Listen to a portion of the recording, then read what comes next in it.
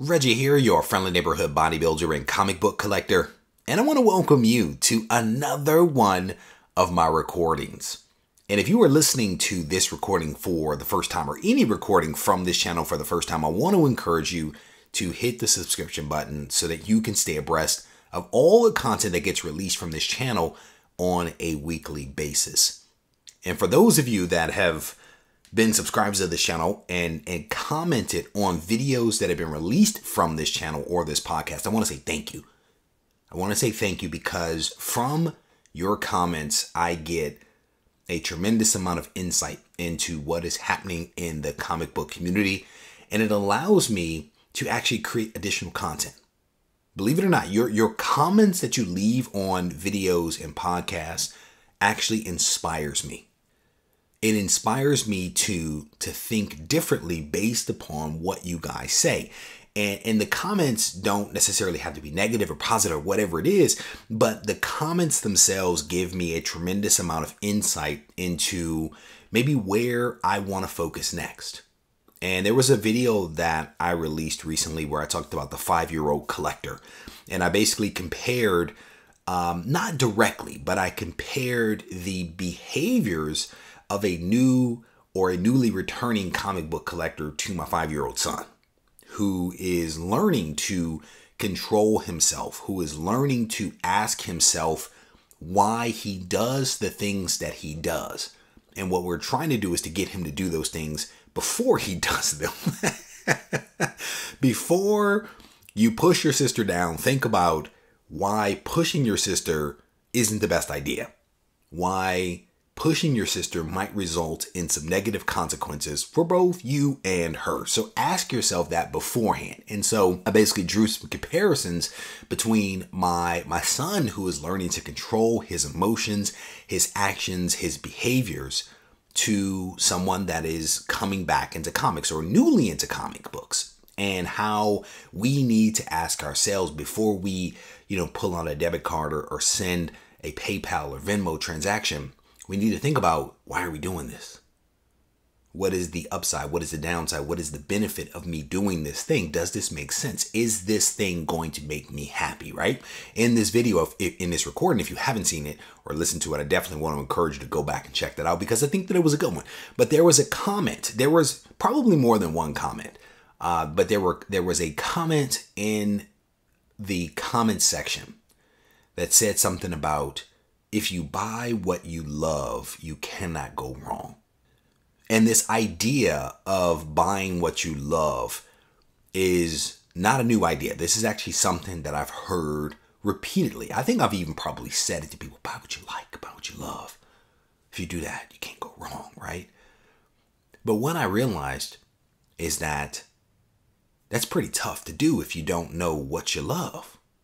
If you are new to comics or newly returning to comics, then you might not know what you really, really want because you haven't been exposed to enough to definitively know, right? And so I want to spend a couple of minutes in this video talking about that. I want to spend some time in this video helping people to determine what it is that they love or like so that they can focus. And again, this is why I'm so appreciative of all of the subscribers of this channel that actually leave comments behind, because it helps me. And I know that there's a lot of people that don't like to comment. I know that there's a lot of people that just want to watch and absorb the content, but the comments actually help. The comments actually help. And so I definitely want to encourage you, if you aren't subscribed, to subscribe.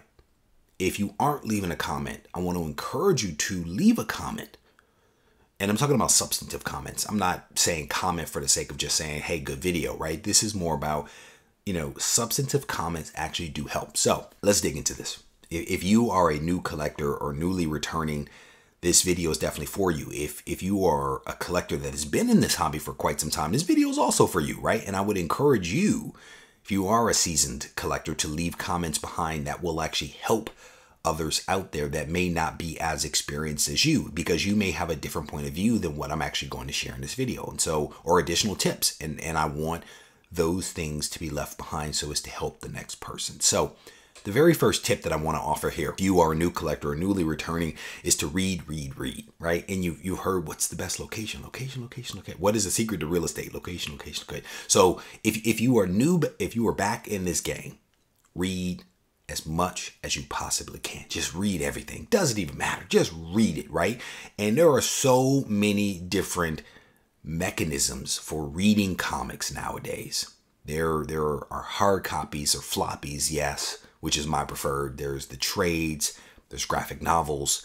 You can even read things digitally, and there's lots of different services like Comixology, and DC has an app, and Marvel has an app. You can access comics digitally and just be able to read different things, right? So I definitely want to encourage people to read. And again, it doesn't matter what you read, just read something, because the more that you read, the more that you're going to be able to find something that resonates with you, whether it be, and we'll get into this, whether it be a publisher or a writer or a time period, you're going to find something that will resonate with you. And once you find that thing, then it gives you a direction. Right. And if you even go in one direction and decide later on through reading, right, through continuing to read, that you want to go in a slightly different direction, who cares? That's okay. Right. There's nothing wrong with changing. There's nothing wrong with evolution, but read. So that actually brings me to my second tip.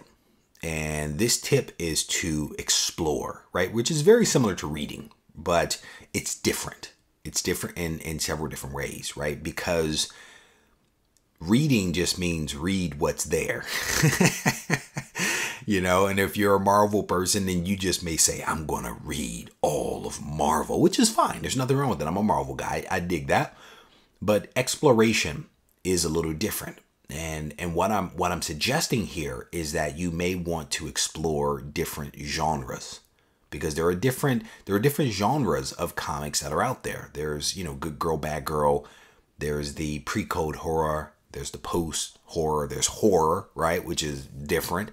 There's, sci-fi. There's, all of the superhero kind of action that's out there, right? There's different genres of comics out there that you can expose yourself to. And you may realize that you prefer one genre versus another. And I know a lot of people that actually like pre-code horror. It's not necessarily my thing, right? I think the pre-code horror, like the LB Cole covers, man, woo, fire stuff, right?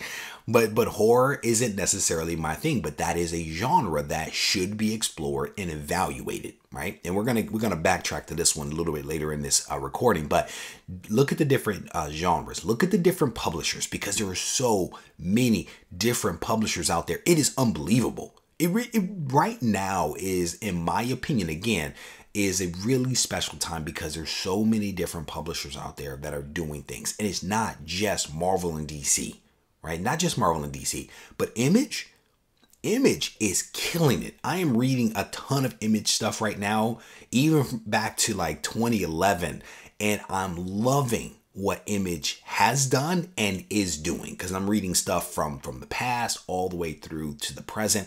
Image is killing it, but there's also TKO Studios and Ablaze Studios and Boom Studios, right? There are a ton of different publishers that are putting out really good content, and each one of those publishers, to some degree or another, has a specialty, if you will, or a take or a point of view that is different. And so you want to explore the different publishers that are out there, because one publisher may resonate with you more so than another. So don't assume that it's just Marvel and DC, the big two. Technically, it's now the big three, but then there's a spectrum of other publishers out there that are doing some really cool things. And that kind of sort of brings me to my next point, which is, don't just assume that it's the mainstream anymore, right? Because as I mentioned, the independents are doing some really, really fantastic stuff, right? And don't assume that you have to just read the current stuff. You can go back and read some of that old stuff, because the stuff is really fantastic stuff, right? So you want to read, but you also want to explore and to look at the spectrum of what is out there and available to you, because somewhere in that spectrum, there will probably be something that actually resonates with you. So the next tip that I want to offer is to not make assumptions. And I'm gonna be honest with you, I was guilty of this. I was so guilty of this, it wasn't even funny, where, I would think about a character and be like, no, I don't like that character. No, I don't like that character. With no actual rational explanation as to why I didn't like that character. Or I would attempt to come up with a rational explanation for why I didn't like that character when I had never actually read that character, right? And so you don't want to make assumptions and just say you're not interested in that character, that publisher, that title, that time period. Don't make assumptions that you actually know unless you've actually taken the time to investigate that thing. Because I, for example, made some assumptions that, at one point in time, I was a Hulk fan, right? I was a Green Hulk fan in the 90s for a little while, Gray Hulk fan around that same time because they were doing a couple of cool things with him. And I was a Red Hulk fan. So in the 90s and in the 2000s, I was a Hulk, air quote, Hulk fan. But then, over the last several years, I'm like, nah, I'm not really interested in the Hulk, right? And what happened was I actually went back and read the first 6 issues of the original Hulk series. And I was like, this is really good. It's like, this is actually really good. I didn't know a lot of this stuff about the Hulk. I made assumptions. Even though I had read Hulk, I made some assumptions as to what the Green Hulk was. And I'm glad that I went back and read that. I'm glad that I took the time to actually explore that time period, that title, to evaluate it for myself. And what I realized is that it's actually really cool. I've done that same thing with Green Lantern, with The Flash, with Batman, with Superman, most recently with Superman Unchained. I went back and read that. And one of the things that I've realized is that I cannot make assumptions that these characters are not of interest to me, because there were so many different takes on some of these characters. There are so many talented writers that over the last 80 years have taken a shot at these characters. And some of them, yes, they line up with the assumptions that I've made. But in some cases, in some time periods, in some publishers, there is something really special there. And so don't make assumptions, right? And these are my suggestions, right? These are my suggestions based upon like mistakes that I've made and or things that I've discovered, right? So I want to pass those things on. So don't make assumptions, which essentially takes me to my next point of having a learner's mindset. And this is actually something that I've spoken about in previous videos before. Having a learner's mindset means that one is open to the suggestions of others, that you are receptive to other people's opinions and suggestions. And this idea of a learner's mindset allows you to take things in. It doesn't mean that you are always swayed by the opinions of others, but it means that you at least are willing to hear another person's point of view for you to be able to decide what it is that you want to do. And I think that this learner's mindset is extremely helpful. It's helped me tremendously to be able to find different titles, different characters that I actually want to read. It's helped me tremendously. And most recently, someone tagged me on Instagram, and they tagged me on an Image Comics book that had been published. I want to say it was back in maybe 2011 or something like that. And it was a character called Prodigy. And I had never heard of this character before. They tagged me and I was like, what is this? I've never seen this before. So I went to go look it up, and come to find out the book wasn't new. It was an old book. And I went and I read it digitally. And I was like, this book is really good. The book was, I read all 6 issues of this limited series in one afternoon. I read all 6 because I enjoyed it that much. Then I jumped on eBay after issue number 2 and I bought a couple of issues because I enjoyed it that much, because I had this learner's mindset to be receptive to someone else's suggestion. And this person didn't try to press it upon me. They didn't say, you have to go read this. You need to go read this. They were like, hey, here's a cool book that I know about. Do you know about this book? And I was receptive to that notion. And look at what happened. I've jumped online. I've tracked down the writer, Mark Millar from Miller Worlds. I've tracked down the artist that worked on this comic. I've started to read other things from Mark Millar because I enjoyed Prodigy so much that I've started to read some of the other titles that he's actually written. and they're really good. And now I understand why Netflix actually decided to do that deal with him for Miller World, because his books are really, really good. But had I not had this learner's mindset, I would have missed out on this opportunity to expose myself to some really cool characters and a really cool writer. But look at me now. So one of the other things that I wanted to offer up to you guys is if you are coming back into this hobby, one of the things I want to encourage you to do is to go back and read some of that old stuff that you read back in the day, right? Go back and read some of that old stuff that you read as a kid, because what you may realize is that some of that old stuff that you read back then is the same stuff you're going to enjoy now, right? There is a strong possibility that if you go back and read some of those titles, some of those characters, some of those comics from your childhood, that you will actually do it. I've done it, and I've done it with both positive and negative results.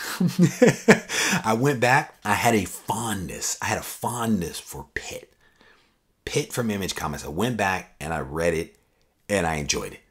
I thought it was the most fantastic thing ever. I was like, Timmy and Pitt is dope, right? But this was a book that has been in my collection since I was a teenager, and I went back and I read it, and it was really, really good. And I've actually bought a couple of other Pitt books as a result of me reading Pitt all over again. I did the same thing with Darkhawk. Do you guys remember Darkhawk from the 90s? Went back, read that with his pink amulet in his chest, and that was not good. It was not good at all. It was not good 90s. There's some good 90s and there's some not good 90s, just like every other time period out there. There's some good and bad. Darkhawk was not very good in my opinion, but that didn't stop me from buying, a couple of copies of Darkhawk, right? Some of the keys associated with Darkhawk for more of the nostalgia than it was the love of that actual character, because it wasn't a character. I thought it was a character I really liked, and I did back in the day, but as an adult, I'm like, this isn't very good. The art's not very good. The story's not very good, right? It happens. I went back and read Uncanny X-Men. If you guys remember, like the Cameron Hodge, when Jim Lee was drawing, and it was like they were facing off against Cameron Hodge and Genosha and the Magistrates. Man, I went back and read that. Oh, that stuff was good. The art was good. The story was so-so, but it had the nostalgia, but it was also enjoyable as well. Like, this is some of those books from the Uncanny X-Men during that time in the 90s when Jim Lee was drawing it. I can literally close my eyes as an adult, and I could still picture those covers from my childhood. And this was before I went back to read it. It's before I went back to read it, because I remember reading those books over and over and over again. And just because you do that doesn't mean that it's good. Just means you had a lot of free time as a kid. But I went back and read it as an adult, and I enjoyed it. Now you contrast that to Spider-Man. Todd McFarlane's Spider-Man from the 90s. A lot of people are not going to like this comic, but that book is not good. There are some bright spots there with art. There are definitely some dark spots, some shortcuts that were taken there with some of the artwork. The story also wasn't very good. But again, this is a title that I remember when the title dropped. I went out and I bought the title. I bought the number ones. I bought every issue until I stopped collecting, right? And it was one that I enjoyed when I was a kid. I went back and read it as an adult, not so much. Contrast that to the New Avengers and I think it was like 2005, 2006 time frame. Woo, with Bendis, New Avengers, oh my goodness, incredible. Again, my point here is that if there are things that resonated with you as a child, right, or previously, go back, revisit those things, read them again, and see whether there is something there that you still enjoy. Because if you do, then that gives you a direction for where you might want to take your collection in the future. Buy what you love, but if you don't know what you love, then you don't know what to buy. So you have to start somewhere, by reading, by exploring, by not making assumptions, by having a learner's mindset, by revisiting those things that you read before, by revisiting those things that you heard about. Maybe I should go read that. I heard a lot about this character time and time again, but I've never read them. Go read it. Take some time. Read it digitally. Get a graphic novel. Go read it. Explore it. Determine for yourself if that is a character that resonates with you, that speaks to you. do your research, which is my next point. Do your research, right? Take the time to research it, look into it, and figure out for yourself what it is that is of interest to you. And if you find something that resonates with you, you start going in a direction and you decide later on that you want to change it, that's okay too, because by that point you will be even more informed because you're going to be doing your research, right? And you're going to be like, you know what? I thought that I was interested in that. I am no longer interested in that. I'm going to go in this direction. That is perfectly fine. But what you don't want is the wild meander. You don't want the wild meander that is unfocused, that has no rhyme or reason to it. You want to have a reason behind the things that you're doing. Unlike the 5-year-old who pulls all the flowers off of the plants and pulls all of the petals off. You don't want to do that. So the very last tip that I want to offer here is to be patient. I think patience is a really, really tough thing for a lot of people, including myself. I have a natural bias for action. I want to do, and I learn in many cases by doing. But patience is also a really important thing. And if you ask my mother, she will tell you that she's been trying to get me to be a much more patient person since the very beginning of time. And I am still working on that. I am still right to her. I am still a 5-year-old doing all the crazy stuff. But I think patience is a really important thing for us to understand, for us to practice. And it doesn't mean that you always get it right, but patience with yourself, patience with having a direction, patience with having the answers that I'm kind of sort of asking you here. It's okay if you don't have all the answers right now. That's okay. That's okay. But you want to start asking yourself some of these questions so that it can help you to organize your thoughts, because at some point you will have the answer. But if you never ask yourself the question, then you'll never have an answer to that question. But you want to be patient, and you want to take it slow. Because the truth of the matter is that there is no wrong way to collect. And I firmly believe that. There is no wrong way to collect if it makes sense to you. The wrong way, to some degree or another, is when you're doing it without having a rhyme or reason to it, when you're wasting money, when you're wasting time. That might be the wrong way.